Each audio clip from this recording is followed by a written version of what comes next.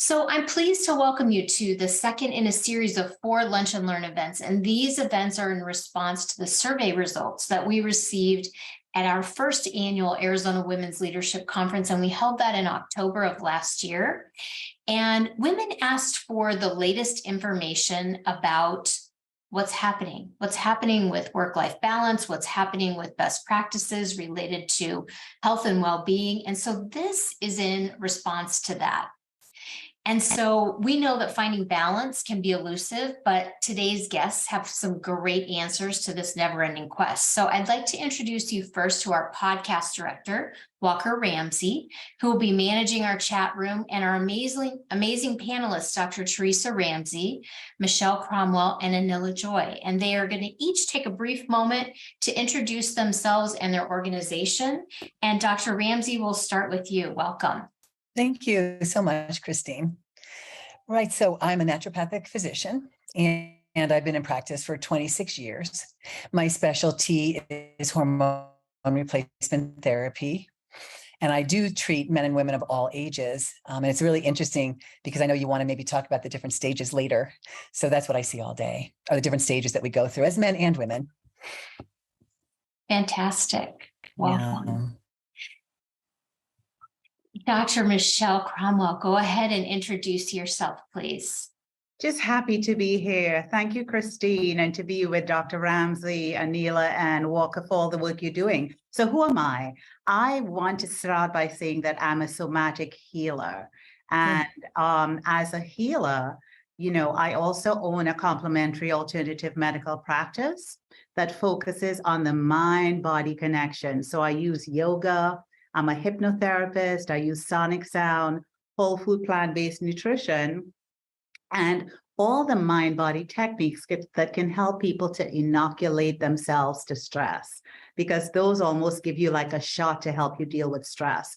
But on the other side, I'm also a servant leader, and I'll talk a little bit about that later. And as a servant leader, I serve as an independent consultant with my company, Creative Conflict Consultants, to actually work with individuals as a master coach, with groups as a trainer, but also with companies that want to have some transformational change. So somatic healer and servant leader. When you think about me, that's who I am. Welcome. Thank you so much. Anila, welcome so much. Welcome to the Lunch and Learn, and go ahead and introduce yourself.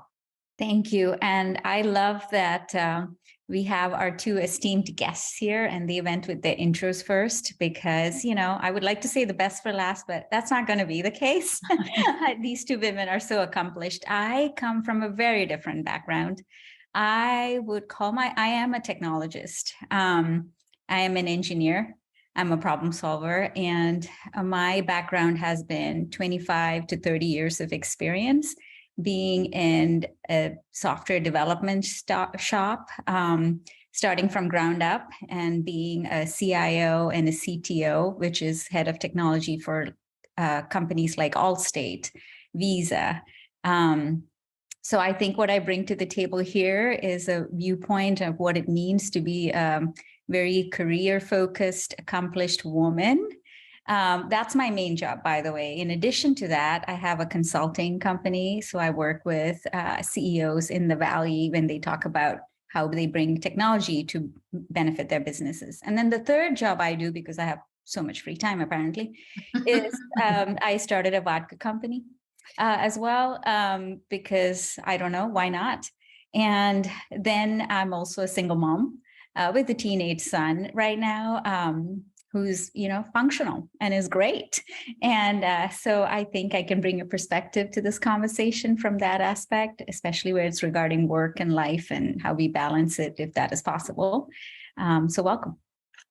Thank you so much. So we are going to kick off our panel, and at the end of today's discussion, we'll have time for Q&A from those of you that are listening in, but please use the chat room generously to record your ahas, your questions, any of your comments, things that resonate for you. Share where you're zooming in from, and we're going to spend a few minutes before we close talking about upcoming events how you can connect to them, and answer any final questions. So for our first question for our panel, I'm going to turn to Dr. Ramsey. So both women and policymakers really define a women's well-being, mainly in terms of physical health and fitness, but there's other factors that could be considered as ways to define health and well-being. How would you define a woman's well-being? Well, I can define it even better now because my well-being changed, as you know, in 2015 when I lost my partner. So it was like my life force. And so I had to learn how to get out of survival and into living again. And the things I learned on that journey were the things I used to practice with Sue, right? So I just kind of abandoned everything. We do that with stress. We kind of just survive. But now, like one thing that I think is extremely important, and we can all hear this the way we need to, and it's what blessed my balance after I lost her, was reconnecting my relationship with God. Like, to me, that was such an imperative thing because, you know, I was just surviving, and that gave me so much more purpose back, and I feel much more fulfilled. But when it comes to the balance, to me, what I always say to patients is the most important thing for us to do is to get to bed early and get a good night's sleep, because that sets the stage for everything. So I start my well-being for the day with my night's sleep.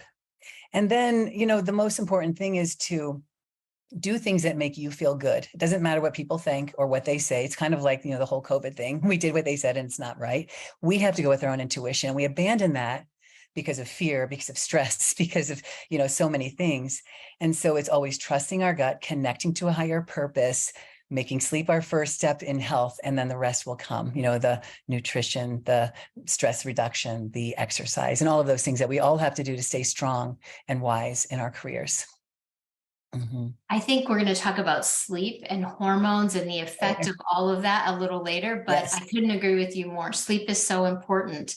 And when we don't have it, we aren't able to show up as our best self. No. So Absolutely. Anila and Michelle, I want to come your way and just see if you have anything to add related to how do you define a woman's well-being from your perspective? So if I can double click on what Dr. Ramsey said about that sleep. So I talked about me having those two paths, one as the somatic healer and the other as an equity-centered consultant and all that stuff. But as the somatic healer, I say to my clients that I work with, you need to be in bed by 11 p.m. because between 11 and 2, I say that's when the healing hormones are kicking in. So if you're up doing all sorts of other things, your body feels like if it's being chased by a black bear every 15 minutes. And that leads to the stress that causes the degenerative diseases that so many women succumb to. So I love that you talked about sleep, Dr. Ramsey, because I think it's underrated. You know, like, I can get 4 hours. No. We need to get at least 7 hours of sleep every night, unapologetically. So that really does help with your well-being. And I'm glad that you talked about sleep because it's very important. Yeah, my add to that is absolutely 100% on sleep. And I've kind of made it like I don't apologize. For example, I'm one of those people, I need 7 hours of sleep. I don't apologize for that anywhere in the sense of I go to bed when I can, but I would look at the broader spectrum of just rest by itself. Mm-hmm. So for me, when I'm going, I work long hours sometimes when there's a need. At that point, I have to set time for myself to rest in between, because the other thing that's happening with COVID, and this might be the scenario with everyone, is we've also changed the way we work. A lot of us are spending much more time in front of computers and devices in Zoom calls like this. And a Zoom call is very actually stressful because you are looking at yourself or people and this is not a normal way in which we interact with people. We are not this open and alert in your faces this long, right? So those meetings that happen, when you are able to get off of it. And for me, rest is not just sitting still. For me, rest is sometimes a quick brisk walk or a workout or something. Like anything that talks about rest is a topic we should talk about at length. And also, I've also learned not to feel guilty about it. Everyone works at this differently. and have different schedules. So there's no set way of doing things. We have to really acknowledge what is happening and own it. I love what you all said. I'm going to add something that I think our guests might be thinking, because before I solved this issue for myself, I was thinking that I would have loved to had 7 hours sleep. I would have begged my body to stay asleep for 7 hours, but sometimes that's not always possible. If your hormones and stress and all the things we're talking about, your body doesn't play nice with that. You could tell it, I want to sleep 7 hours, but it might not play nice. We're going to talk a little bit about that later, because I think the goal for people really is they would love to have deep, restful sleep, and sometimes physically that might not be possible. So, Anila, I'm going to stay with you for our next question, which is, when you consider the opportunity, but often a challenge, of having work-life balance and navigating the workplace, but also trying to have a personal life, what are some observations and some advice that you have for what's worked and maybe what's not worked? And then I'll come to our other panelists as well. Yeah, let's start with observations. The word work-life balance to me has struck a chord, because when I see that word, there's an or in there, work or life, The way I look at it, and this is how I live my life, I care about my work. I'm passionate about it. I've taken it as a career because I want to be the best at it, So for me, just the fact that I'm excited about it and passionate about it already implies kind of an imbalance, right? Because I'm committed to it. At the same time, I'm committed to my family too. And that's a passion for me as well. So for me, I never looked at it as an or, I looked at it as an and. And I believe that is happening with a lot of people out there who have that kind of an inclination, which is work is a passion project. There's, of course, people who work because they have to earn a living. It's not passion. It's what you do because you have to. That's a different, probably, paradigm. And yes, there's a different way of dealing with that. But for me, it has always come from a place of passion, which has then implied naturally that there would be a place where I would have a stress and a burnout. And so for me, managing that has been important, which is, how do I do the best when I'm at work? How do I do the best when I'm at home and having my family? Because there are burdens that happen from there too. So advice-wise at the high level, and I'm sure we're going to go into it, has been really about figuring out what are ways in which I can manage the stress. So if I'm working, how do I set better boundaries of, this is not a problem I want to solve today. Maybe it's a problem I can solve tomorrow. This is not a problem I need to solve. Maybe I can give it to someone else who's better able to solve it. These have been the same thing at home too. Is this something I need to do, cook right now, or can I order in food? I'm making a very simple example. Do I have to go and run and get my kids and get them from this place to the other place, or can somebody else do it? Or can we say no to that activity right now, right? And not feel guilty. For me, it's been an and also the other part is, maybe as women, and not to take away anything from the men, maybe there's a sense of societal pressures and other expectations that we take on, that maybe we take on that we shouldn't. There's something I will say, and please refute me on this. A lot of times when I'm on a panel and as a woman, I get the question about work-life balance. My peer, who's a guy, don't usually get these questions. Yeah. So sometimes I'm asking the question of, why am I the one who has the work-life balance problem? By the way, I'm the person, I never think of my life as balanced. I think of my life full of joy and love and challenges. And I love that's my life, I never thought of it as balanced. But the person who's next to me, he doesn't get that. Why is that a difference? Is there an expectation on him that is different than me, that it's okay for him to work? Whereas for me, I have to now find a balance. Those are things I think we should discuss, and we will, from a societal perspective.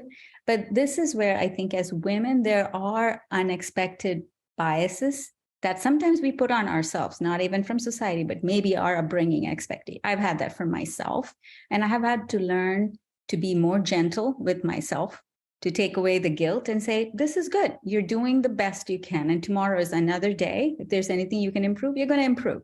But this is good. And also to build a support group around me to say that here's where you're failing. Really, you should do better. But here's where it's also good. So that's where I'd start. I love what you said, and Lisa Jane Vargas dropped in the chat integration. So work-life integration is the and to me versus the or. And Dr. Ramsey, I'd love your thoughts on that. What are you thinking? Yeah, work-life integration. I love that.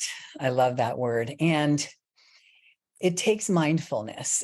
And to me, I think it also takes listening to how we say things, because I would historically write my to-do list down. And then I learned, and I love it, instead of having a to-do list, it's a how-to-be list. Like I need to be this way while I do that. And it just softened all of the lists of things.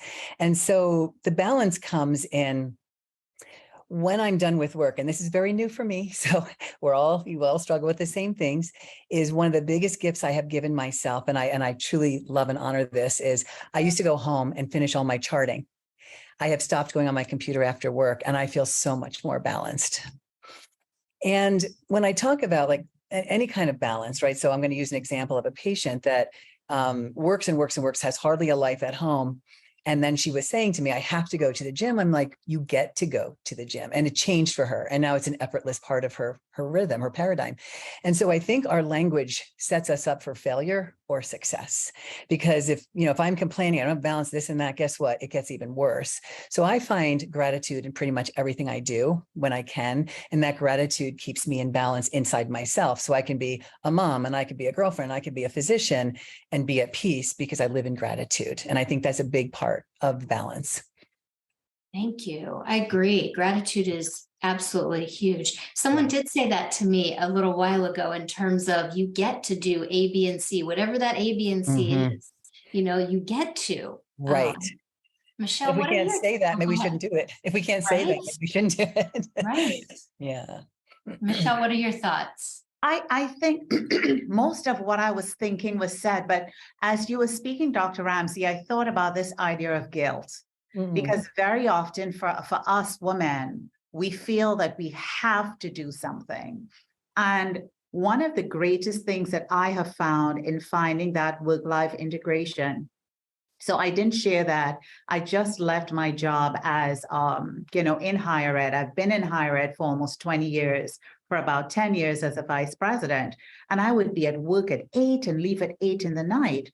And one of the things that I've really come to understand is that we as women have to make a choice to do the things, not that we have to do, but the things that we want to do.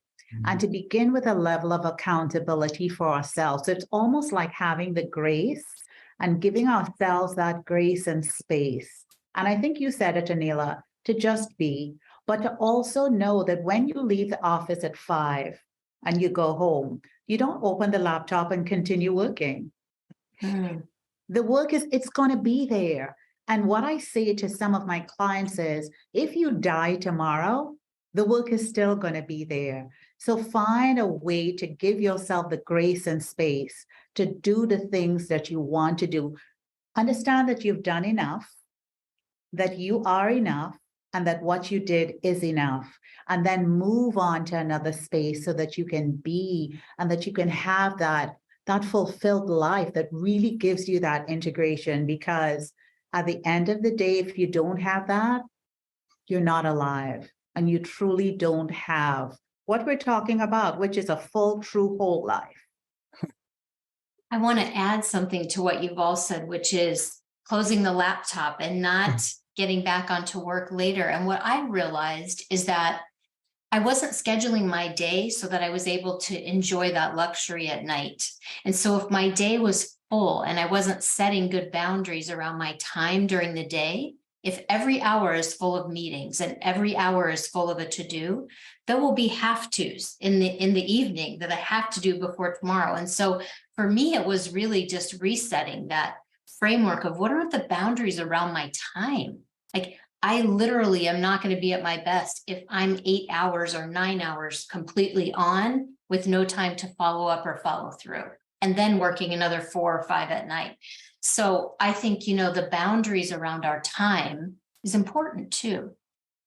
Yeah. So we're going to stay on this topic. And Dr. Ramsey, I'm going to come back to you for a minute in terms of, as a physician, What do you recommend as ways women can support a more restorative lifestyle? And what can women put in place for themselves so that they can enjoy good health? Yeah, restorative, what a great word. Well, one of the things you just said, healthy boundaries, because we need to put ourselves in our schedule. As women, we take care of our children, we take care of our men, we take care of our practice.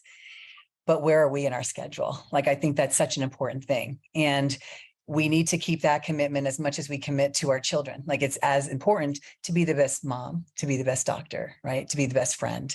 And so I think that that's really important. The other thing that I really would like to say, because it is my practice and it is what I love, and I'm grateful all of us women love what we do, is, helping women with their hormones at every age. Because I'll say, for example, I'm not going to go into a whole thing, but the first hormone that we lose as women is progesterone. That affects, or we get heavy menses, we miscarry, we get breast cancer, right? So progesterone is one of the most important hormones for women. It separates us from men. It's our pregnancy hormone. And so many of my young women who miss school because of heavy cramps on progesterone, they don't have them. It helps us sleep. It treats anxiety. So to me, I would say for women to get their hormones checked when they're young, because there's so much we can do to help. And it makes it. So, for example, if a woman comes to me for fatigue and weight gain, I don't talk about either. I just do hormones. When they come back, they've either lost their weight and their energy's back, and there was not much they had to do. So those tweaks people don't realize are so important. And it makes life so much easier. Absolutely. Michelle or Anila, would you add in terms of restorative, things that women can do that are restorative? So I'd go to the mind-body techniques. And Dr. Ramsey, I saw that you dropped in the chat about the somatic healing. And the somatic is really about that mind-body connection. Because very often we focus on body and we don't see how body and mind really together, that intersection creates that whole health. So as a somatic healer, and even to take that word out, but as somebody that really focuses on the mind-body connection and health, yoga, and finding a real true, I call it a radical practice, making sure that you can get on that mat. And if you know that you have a meeting at 8 in the morning, that might not work for you because you might be getting off your mat at 7:30. So having a practice that says, come with me, regardless of what is happening, I am going to be on that mat because it's going to kick those hormones in. It's going to have the balance of some of your, and we won't get too technical, but some of your brain chemicals, to really have you feel restored, to have you feel rested, or if you need to feel alive. So I think it's important to add some of those mind-body techniques and hypnotherapy. If you have not tried hypnotherapy, you have not lived, because it really helps you to dig deep into the subconscious to then get the restorative levels that you sometimes are afraid of, but that you can actually tap into. So finding different techniques to really help that body, but also the mind to restore to what it can do. I love, Michelle. I've never tried hypnotherapy and now I want to. My methods have been, I want to focus on the mind for a bit, because for me, especially with stress, I believe we can think it and we can create it. And for me, discipline has been a very important part of just how I've been successful, also how I survived, especially COVID. So for me, the new practices I started during COVID, because I moved from going to the office every day and managing a team of 100 people to going remote and moving all technology operations. So I had the company burden on me. And I was in that phase where you're a leader. I forget to show vulnerability. I had to take care of people and I forgot I had to take care of myself.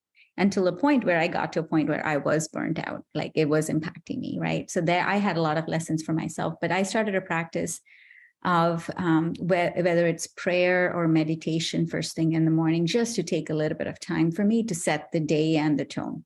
Along with that was also a practice of gratitude, which, Doctor, you mentioned that, because for me, gratitude was just simple as start just counting your blessings. Can you think of one thing that you are grateful for?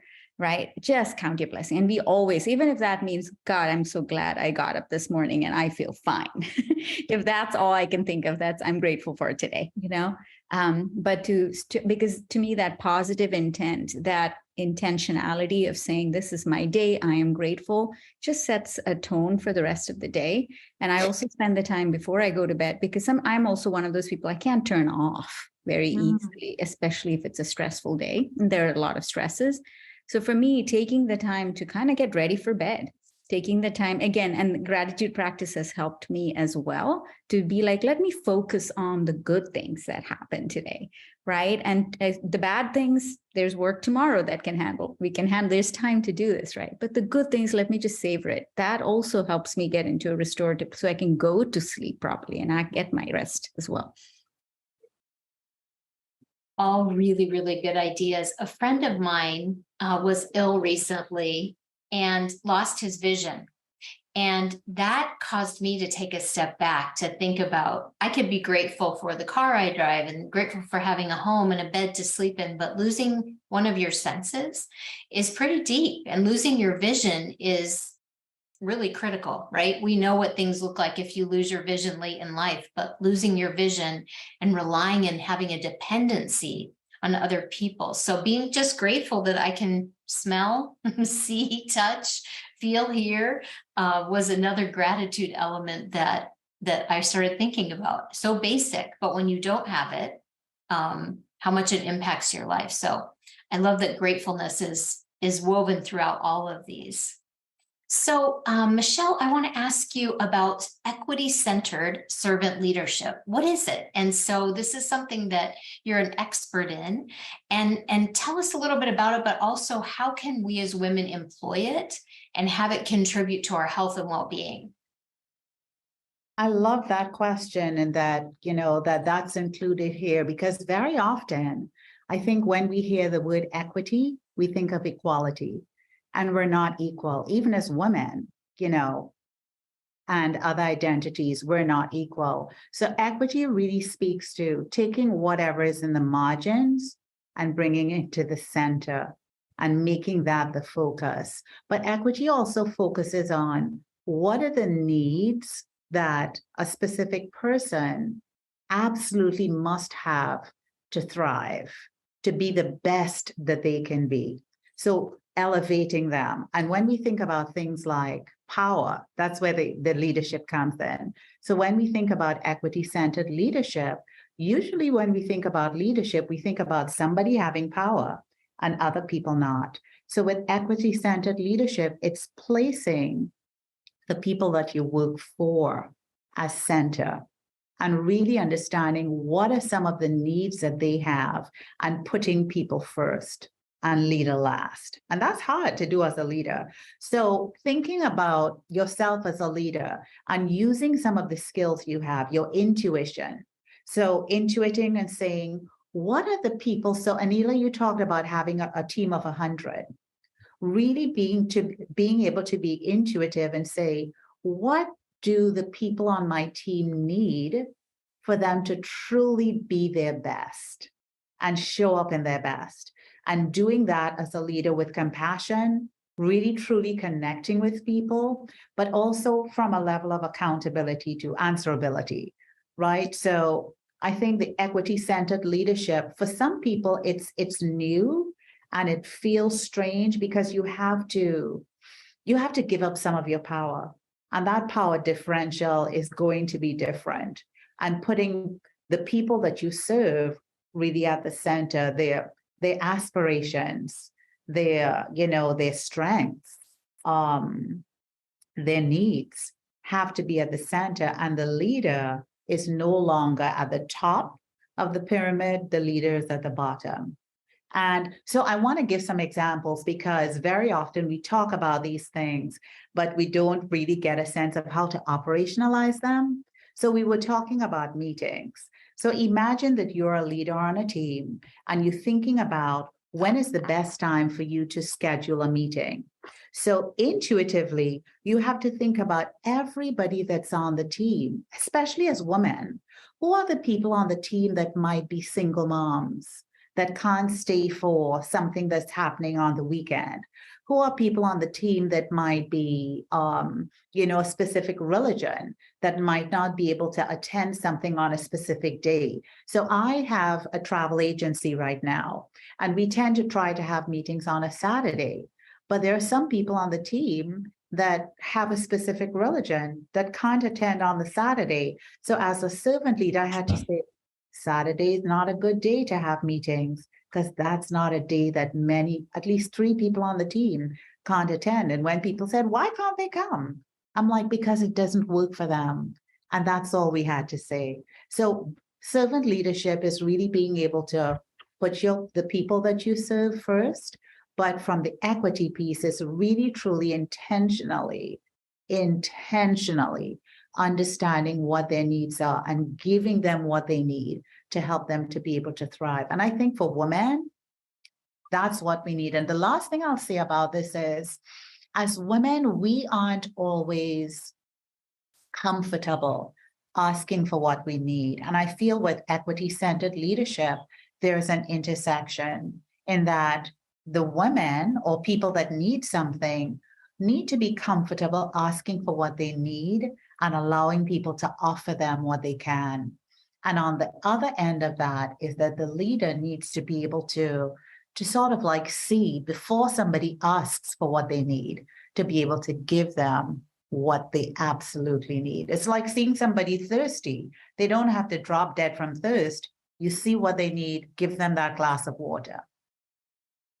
I love that you've given a name to what most women do a lot of their days, which is why we're having this discussion in terms of putting other people's needs first. A lot of us tend to do that and look and see what others need, and then we get depleted and our well is depleted. So I love that we're having this discussion on being very aware of what people need in front of us, but also taking time to take care of ourselves and to find that balance for ourselves as well, so that we aren't coming from a place of having given everything and not having anything to give because we've given it all. So Anila, Dr. Ramsey, any thoughts related to that in terms of equity-centered servant leadership or servant leadership? When she was talking about that, I was so enthralled because I don't know those words, right? And I was thinking I wanted to come work with my office staff because it was a new way of thinking, and I think it's beautiful. So I don't know whether I have much to offer, but I really appreciated that. I might want to talk with her more in detail about it. Good. Yeah, I love the way you said it, Michelle. I love also, Christine, how you responded, which is, this is what we do as women. It's a lot of what we do because we take care of people around us, and sometimes sacrificing our own, and most of the time probably sacrificing our own. And while we are putting people in the center, it doesn't have to be an or, that we can't also be part of that. That's what I loved about that. And I think that's a very essential, especially I've gotten I mentor a lot of young people who are going into this profession. I find that as a very common theme, where it's almost as if it's not okay to ask for help, or it's almost as if it's a sign of weakness. And how do we convert that into a sign of strength? And to say, this is as important, if not more, it's the oxygen mask. Like you have to take, without taking care of yourself, you can't give. You can't be the leader you want to be, right? How do we make that as part of it? So I love what you're saying, Michelle. And I love to look forward to what's happening in that as well with the details. I'd love for the people listening today, our audience, to drop some ideas and suggestions, and so we can all learn from each other in terms of how do you ensure that as you're taking care of who's in front of you, that you're filling your own well, that you're taking time. And one of the ways that I do that goes back to something that Anila said early on, which is taking time in the morning to just ground myself and to start from a place of gratefulness and gratitude. And not that I'm not thinking through the day and what's getting ready to transpire, but just a moment to take a breath before just jumping out of bed and running to the first thing. So for me, it's taking time in the morning. I'd love to say that I did that at night, It doesn't always happen, but I think that would be a beautiful thing. Michelle, I saw you came off mute. What are your thoughts? Yeah, as I was listening to you, one of the things I say to people that I coach, and regardless of the context that I'm operating in, I encourage people, and I say this, I invite you to be selfish. Put yourself first. So I coined the acronym SELF, and it's about stressing less, eating good, and living free. And I think when you put yourself first, there is a level of divine gratitude for self that comes up. And very often, the one person that we're most disrespectful to is ourselves. So everybody that's listening today, I want to invite you to put yourself first. And that guilt that you feel about putting yourself first, just put it in the trash. Trash days today, let it go out. We have to put ourselves first, because that's not only the way that we thrive or survive, that's the way that we find true liberation. And when you're free, that's when you can truly live.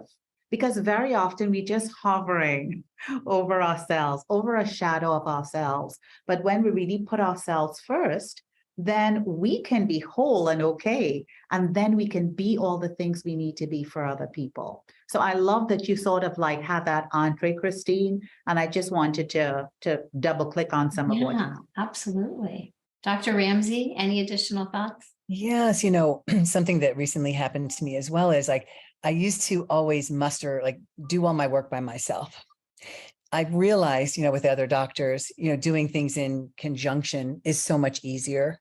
And it's so much more, I want to say prolific, because we all add something to it. It's just not me. And I don't feel like alone. Same thing with our office staff. We all get together now to make decisions together versus me just dictating. And it's such a nice feeling for me. I haven't had that in a long time. And I think working in groups and working together is so much better than working by ourselves. Collaboration. I really do. And I love that divine gratitude that Michelle said. That's beautiful. Yeah. Nilla, would you add anything? I was just thinking to what Dr. Ramsey was saying about people. And you're right. There's two aspects. So that's what I want to point out. One is, I think it matters the people you surround yourself with as well. Yes. For me, as part of COVID, I made a lot of changes in my life. One was this new discipline, but part of that was also evaluating the people around me and who was filling my cup and who was draining my cup. So my family, family's family, you can't avoid. But you can work around, but they're your friends and your acquaintances you absolutely control. So I looked at that to see how I manage my energy. The people around me who fill my cup, right? Who come in and who have a sense of gratitude, who are supportive. Also, these are not always people who are hearing what I want to say. They're also there to be a good mirror for me, to be my checkpoint. This is the people, and I invest in my people because that's what we do with our people. We take care of them, we invest in them. So not only are they supporting you, you're giving back. That energy transfusion is happening, that's there. Now, when there are people that you surround yourself with that are not that way, that are negative, take away from you, when you're at the end of the day and you want to have a conversation and they suck more, and that is in there, that is okay. And I go back to what Michelle said about guilt and freedom.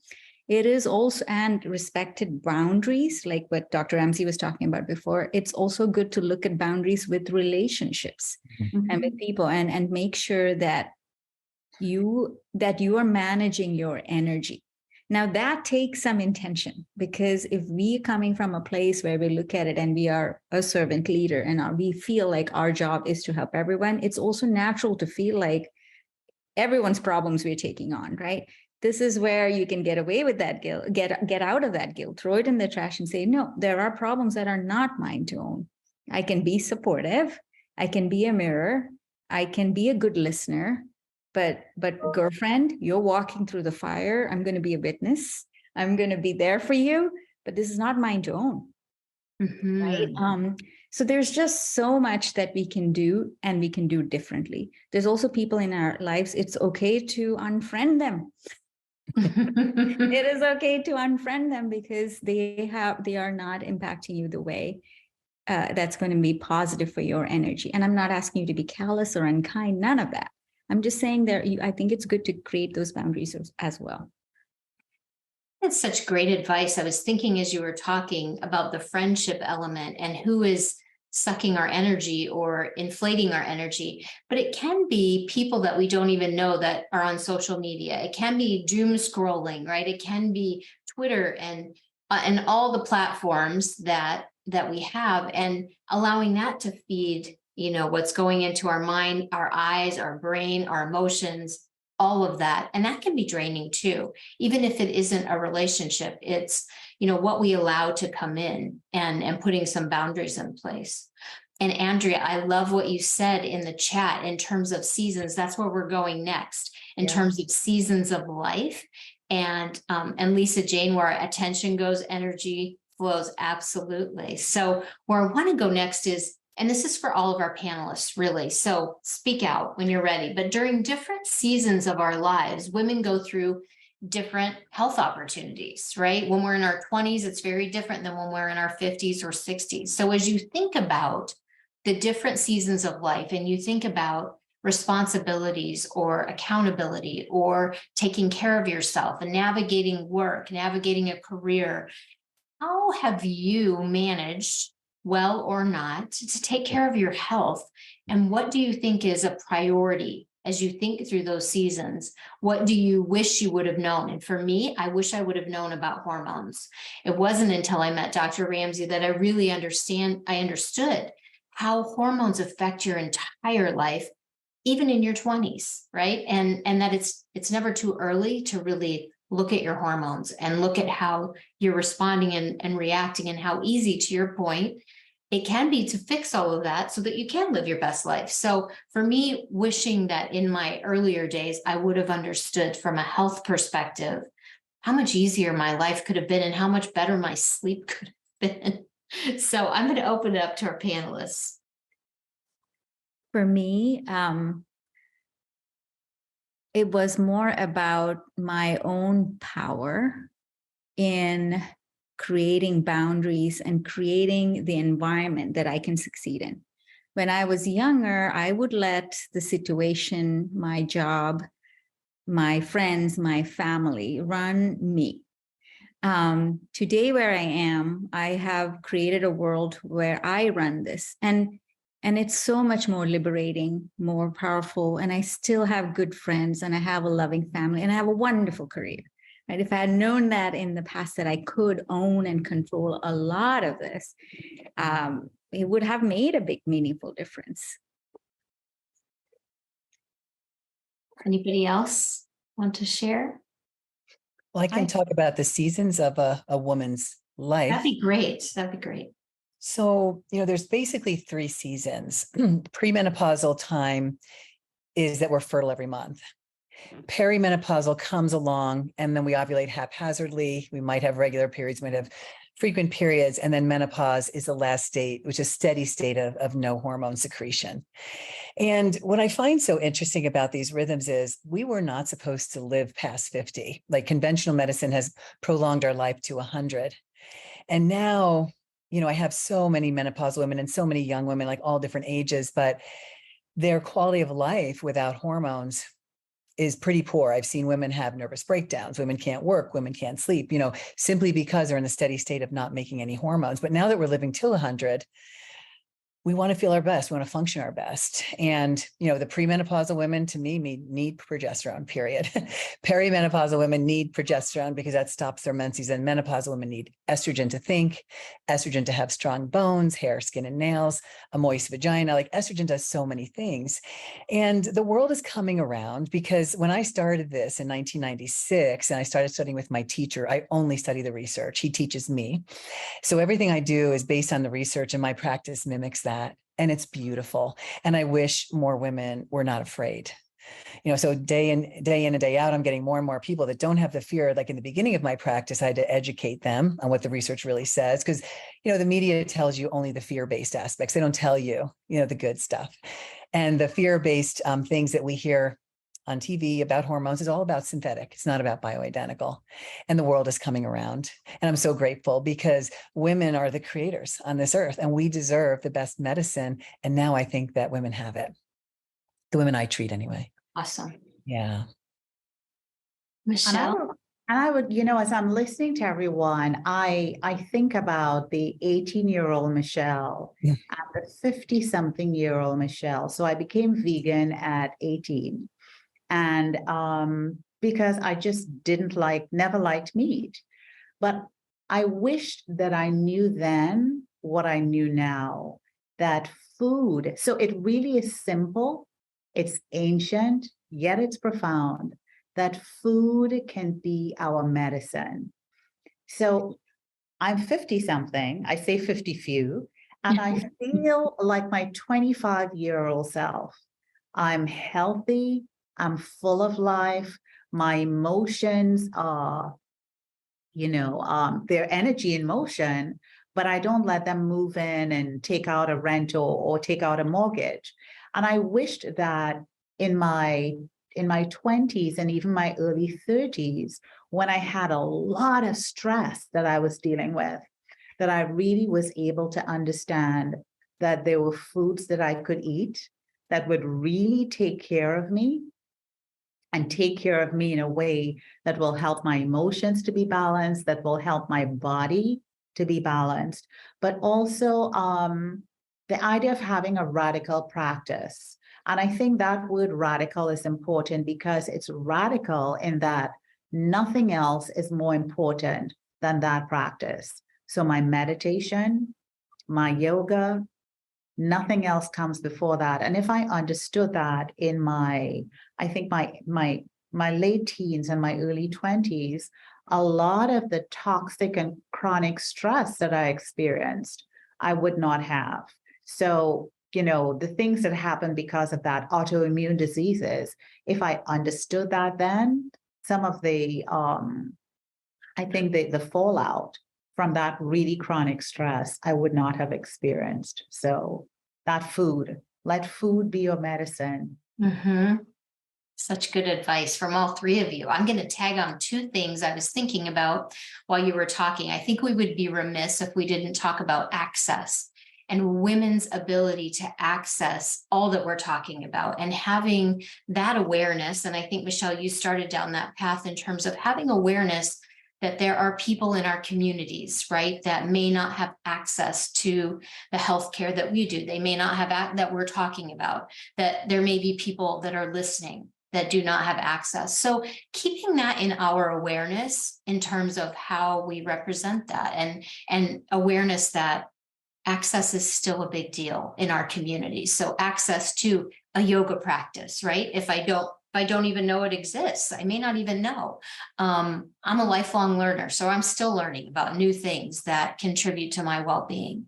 And then the other thing too, which Andrea alluded to in the chat, is seasons, having grace in different seasons. As a young mother, it was so difficult for me to figure out how to incorporate all the different well-being aspects and meet the needs of my family. It was really challenging, and never wanting to be a victim to say I can't do it, but always just trying to figure out how the heck do I do it and work and take care of my family. And so I think giving ourselves grace, I think all of you have alluded to that too, that perfection isn't for real. Like, we're going to have seasons where we do really well and we're taking good care of ourselves, and then something might throw us for a loop and we're able to get back on track at a different time, or we're not able to do all of it, but some of it. So it's really not an all or nothing. And I think had I known that at 19 and 20, man, my self-talk would have sounded a whole lot different in terms of, being kinder to myself. So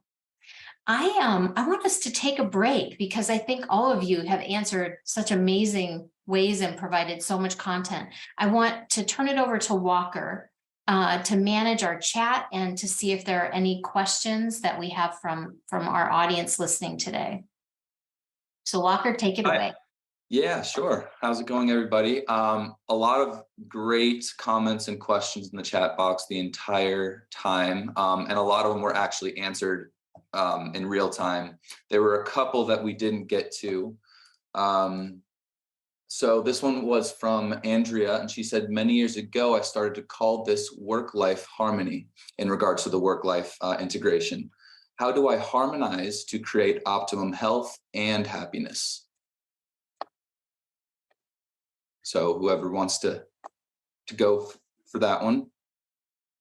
Yeah, I love the word work-life harmony. In fact, Christine was there in a session today. I don't like the word work-life balance. I don't think it represents it accurately.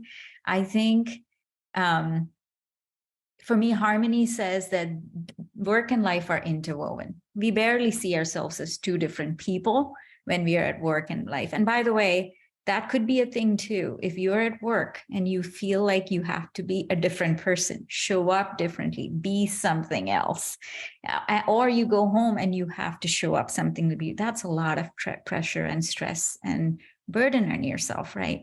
But if you can be yourself and be at work and create an environment where you can actually be that, even though what you're doing at work is probably different than what you do when you're back at home, that to me starts creating a harmony, right? Your underlying core beliefs, your underlying values, the people you surround yourself. If all of this can mesh as in one world, and that is going to bring, and that to me is talking about harmony. So when I'm spanning the surface, think about health, well-being, think about your mental well-being. I look at all of this as important with equal proportion in all of this. Right. So for me, managing energy, whether it's the people you surround yourself with, whether it's the situations you find yourself and how you deal with it, whether it's how you deal with yourself and the self-talk and the thoughts that come in when you react to all of this, right? In all of this, deal with it, to me, with grace. Know also that you are okay. It's okay to make mistakes. Nobody's perfect. The person you're dealing with is another human who's as beautifully imperfect as you are, right? And any situation that comes can be talked about, can be fixed, can be worked with. To me, those are the possibilities that I expect that come up. This is my learning, right? And I go at it and to also say all of this is good. I have a philosophy. I repeat this to myself all the time when things happen, which is everything that is happening is good and only good things are happening. I say this to myself because it gives me a long view on what's happening right now, which is if there's a challenge, it's a challenge, nothing more. It's something we can deal with. Maybe I don't have the answers now, but maybe it's going to come to me later. Maybe I'm not the right person with the answers. Maybe I have to bring other people into it. All of this is possible. But what is happening is good. And it's all teachable moments. And it's all going to be great. So. Yeah, I agree. I think that like what you're basically saying is if we could be our authentic self all the time, things are going to be a lot easier. But what I see, and I have a very simple practice because I see this a lot where women get overwhelmed with their duties. They get anxious and then they're not their authentic self anymore. And honestly, I'll often have them simply close their eyes for 1 minute and do deep breathing, belly breathing, and all of that stress starts to negate. So I think we forget about the importance of our breath. Breath means spirit in Sanskrit. So we're connecting with our spirit when mindfully close our eyes, put our hands on our belly, have our belly breathe up and down. All that stress can start to go away and we can see things more clearly as far as finding that balance in our lives and knowing that every single thing that we do in life is a choice. There's no have tos. And if we choose wisely, we'll have less stress, less anxiety, and be more clear and more authentic. Finding that balance. Love it. Love it. And Andrea, what I'd say is, and I think I would come at this from wearing my hypnotherapist hat. Our subconscious really protects us, but also knows us intimately. And if you can truly get in touch with yourself, right, and understand what is it you truly want to do in terms of that work, because work is life and life is work. So there really isn't a work-life balance because work is life and life is work. It's the same thing. So when you really become one and unified with who you are, but also what you want to be doing and how you want to spend your time, that's where the optimization comes in. And that's where the true happiness comes in. So just to use myself really quickly, having been in higher ed for 20 years. I was a professor, I got tenure. Everybody thought that I was going to be a university president, but that was their dream. A lot of people cannot understand what you're now doing. What, you opened a practice and you're no longer a vice president? You left your six-figure income? Yes, I did. Because at my core, what I really knew that intuitively I need to be doing is the healing. And I'm happy, I'm whole, and it's exactly what I want to be doing. So what I would say to you is really get in tune with what you know at your sacred center. And other people may not understand that, but for you, that's your clarity, for you and only you. And when you go after that and you do that thing or those things, because it might be things like Anila, then you will find that joy, and you will find that unapologetic joy and the true, true deep happiness. Yeah, that's great. I think you all addressed that question in depth, and I'm sure that Andrea's question was answered. We have one more that I don't believe you all addressed during the session, and this one's coming from Regina. Why do women have to balance everything? Why are we responsible at home with family, kids, etc., and men are not typically concerned or questioned in the same way? Men have a very different mind and ability than women do.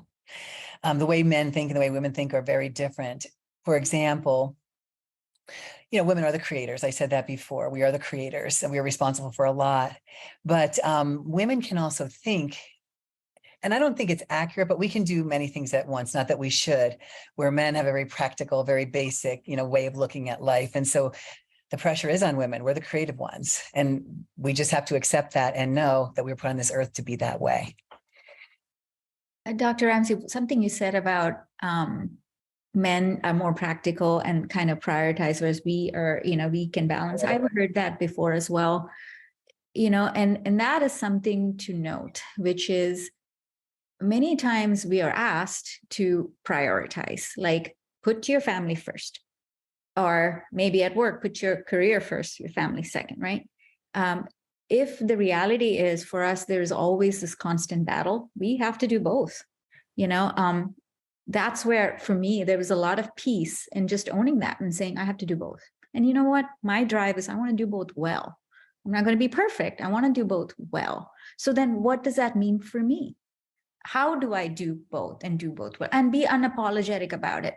I do want to go and run that board meeting and show up in a way. And I want to go home and go out and do soccer practice with my kid. I want to do both. So how do I do that? Right? I think for me, the clarity came and I realized this is what Anila needs. This is, and I'm not going to apologize to it. And it's not going to be what my peer, maybe another amazing woman, she needs something different. It's not going to be the same. So I'm not going to refer to that. I'm also, I know in work, probably competing with other people, right? Maybe there's a guy next door who wants what I do and my job. So, but he's going to be thinking differently. That's okay. What does Anila need? So that to me was a lot of freedom when I started thinking about the fact that there's actually a physiological difference in also how we think. And I'm not going to prioritize. I'm going to take it as an and I'm going to figure out the best way Anila can work that and.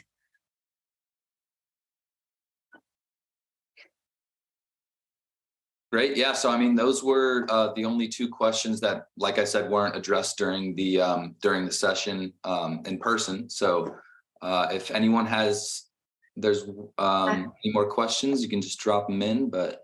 I see one. Yeah. Regina just sent one in.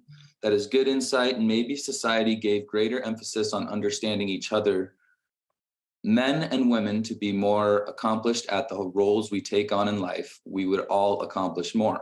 And you are right. I don't think of my own power in working in that. So need to make that a shift or make that shift. So very nice comment, Regina. Sorry, Taylor, I want to add to that. I also have to acknowledge something that is happening right now. This is our season as women, as coming into power and force. There is a lot of support.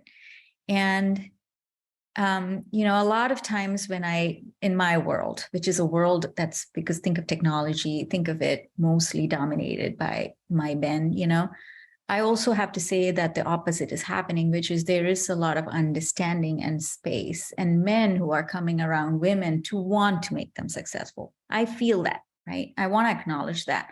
It is also up to us as women to understand that and ask for help, to come and say, you know what, this is not going to work for me, but this might. Can you help me figure out how to get what I want right now, right? There's that. Don't underestimate the power of men to help women to do that, because they have a language in which they can talk to other men, maybe better than we can, right? In a way. So I would say own that. And this is also a season because I love what is happening where women's rights are coming out and speaking to it. This doesn't have to be that we have to put down men so women can rise. I don't see it that way. This is about a collaboration. This is about a village. This is about us as a unit. Find men that can support you in this journey. Find women who have been successful doing this journey, and stand with them or on their shoulders to kind of help you move there. No shame, no guilt. Ask for what you need. So that's what I want to say to that. Absolutely. And I love that you talked about, the village. And I think that we're in the season of allyship. So even for me as a feminist and as a structural feminist, I still understand that there is a place for allies. Who are the men who are sort of like in the center, and they can reach out to the margins and say, come on, woman. And if I, like you, Anila, if I think about how I was able to rise in higher ed, which is like corporate America of education, most of my mentors were men. The businesses that I'm now in, the people that are truly mentoring me are men. And I think you said something that we have to emphasize. Be comfortable in asking for what you need and allowing people to offer what they can. And one of the things I always say to people that I coach is that you don't get what you deserve. You get what you ask for or what you negotiate. You never get what you deserve. Always ask and for what you negotiate. Thank you so much for that insight, Michelle, Anila, and Dr. Ramsey. And Dr. Ramsey, I know you need to drop. You have patience. We are going to wrap up our time together today. We're going to leave you with a couple of things for how you can continue to connect. Andrea, I saw your comment, and that's a whole different lunch and learn that we're going to plan to do on the physiological differences between men and women, because that's a much bigger conversation and we wouldn't do it justice with the time we have today. But I think it's really important. I think it's absolutely really important. So first and foremost, we're recording this so you can come back and watch it. Thank you so much for joining today. Walker, thank you so much for managing the chat and the Q&A and all of our guests today. Our panelists, thank you so much for your expertise and your insight and your wisdom. We'll have this uploaded to our social media and websites over the next couple of weeks. Look for more information on LinkedIn and Instagram. Walker's getting ready, if he hasn't already, posted the links to our upcoming events, our sites, and how to stay connected on all the things that are coming up, including our women's conference in October. And we just wish you an incredible rest of your day. And thank you so much for being with us. Thank you, everyone.